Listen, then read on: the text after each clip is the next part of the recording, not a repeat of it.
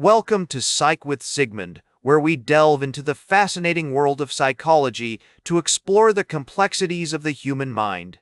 Today, we're going to discuss a crucial topic that affects many individuals: narcissistic abuse and trauma bonding. It refers to the emotional manipulation and exploitation of one person by another, often characterized by a power imbalance. This can occur in romantic relationships, friendships, or even family dynamics.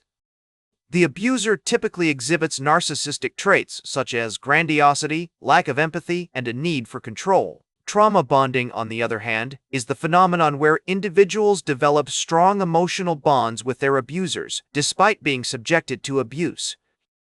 This can be attributed to the release of oxytocin and dopamine during intense emotional experiences, which can create feelings of attachment and loyalty. The concept of narcissistic abuse and trauma bonding has its roots in psychological theory. One of the key frameworks that explains this phenomenon is attachment theory. According to attachment theory, our early relationships with caregivers shape our expectations and behaviors in future relationships. When we experience abuse or neglect, it can lead to insecure attachment styles, making us more susceptible to trauma bonding.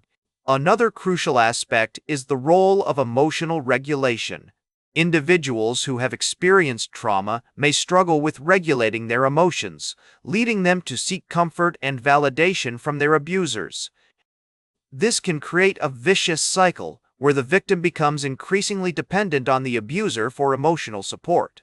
Research has shown that narcissistic abuse and trauma bonding can have severe consequences on mental health. Studies have linked it to depression, anxiety, post-traumatic stress disorder, PTSD, and even complex trauma. For instance, a study published in the Journal of Traumatic Stress found that individuals who experienced emotional abuse were more likely to develop PTSD than those who experienced physical abuse. One notable example of narcissistic abuse and trauma bonding is the case of Stockholm Syndrome. In 1973, bank robbers took hostages in Stockholm, Sweden, and held them captive for 6 days. During this time, the hostages developed a paradoxical bond with their captors, even going so far as to defend them against the police. This phenomenon highlights the complex psychological dynamics at play in situations where individuals are subjected to intense trauma or abuse. In recent years, researchers have explored the role of neuroscience in understanding trauma bonding. Studies have shown that the release of oxytocin and dopamine during intense emotional experiences can contribute to the formation of strong attachment bonds. Additionally, research on mirror neurons has suggested that our brains may be wired to empathize with others, even if they're hurting us. So, how can understanding narcissistic abuse and trauma bonding help us in our everyday lives? For one, it can increase empathy and awareness, allowing us to better support friends and family members who may be experiencing abuse. It can also inform therapeutic approaches, such as trauma-informed care and cognitive behavioral therapy, which aim to empower victims and help them rebuild their sense of self.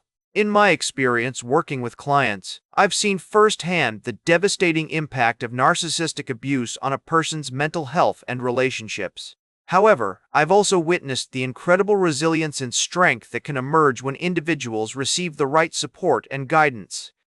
By acknowledging the complexities of trauma bonding and providing a safe, non-judgmental space for healing, we can help people break free from abusive patterns and develop more fulfilling, healthy relationships. Sarah, a 30-year-old woman, was in a romantic relationship with a narcissistic partner.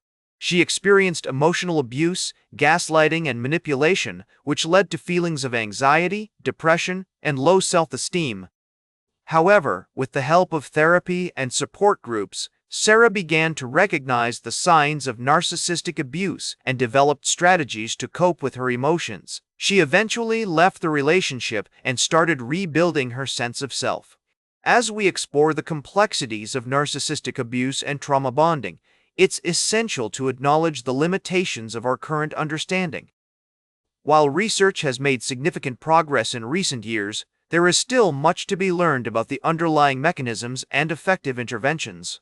In conclusion, Narcissistic abuse and trauma bonding are complex psychological phenomena that can have severe consequences on mental health.